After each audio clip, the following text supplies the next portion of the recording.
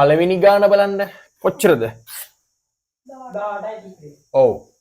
එයාගේ තියෙන්නේ දිශාව අනිවාර්යෙන් ඕනේ. ඒක තමයි මම කියන්න ගියේ. 8යි නිව්ටන් 10යි නිව්ටන්. එහෙනම් මට කියන්න සංප්‍රයුක්ත බලය 18යි නිව්ටන්. ඔව්. සංප්‍රයුක්ත බලය සමානයි 8යි නිව්ටන් ධන 10යි නිව්ටන් සමානයි 18යි නිව්ටන්. කොහාටද? මේ පැත්තට. අනිවාර්යෙන් ඕනේ. දෙක. ඊළඟට දෙවනි එක්කෙනා බලන්න 12යි නිව්ටන් ධන 20යි නිව්ටන් නෙවෙන්න ඕනේ. එහෙනම් බලන්න සංප්‍රයුක්ත බලය එහෙම වෙන්න ඕනේ. සංප්‍රයුක්ත බලය සමානයි 12යි නිව්ටන් ධන 20යි නිව්ටන්. උත්තරේ වාට එනවා කීයක්ද? 32යි නිව්ටන්. දිශාව මට කියන්න පෙර බලයේ දිශාව. තුන්වෙනි එක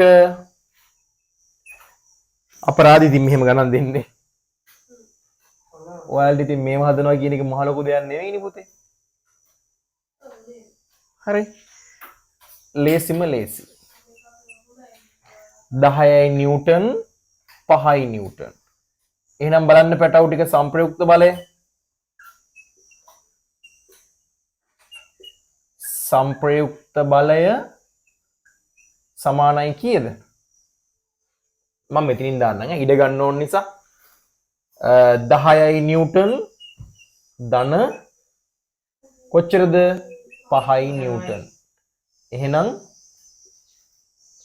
උත්තරේ 15යි නිව්ටන්. කොහෙටද? උඩට. හරි. එහෙනම් හතරවෙනි ගාන. 4 බලන්න කොහමද එන්නේ? 8යි නිව්ටන්. ඔව්. 10යි නිව්ටන්. 10යි නිව්ටන් මේ පැත්තට 8යි නිව්ටන්. කමන්නේ 5යි නිව්ටන් 8යි නිව්ටන් කමන්නේ. හරි හදන්නේ ප්‍රශ්න.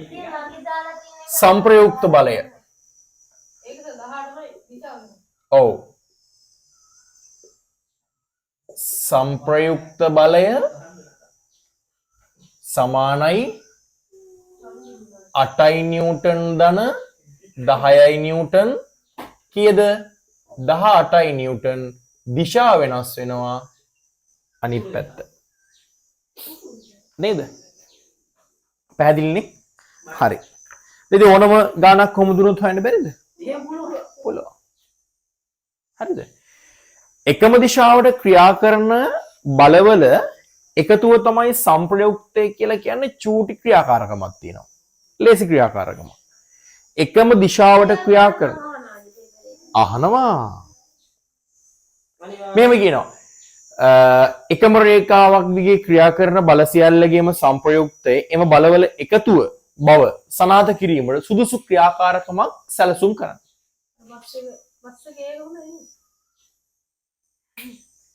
හරිද?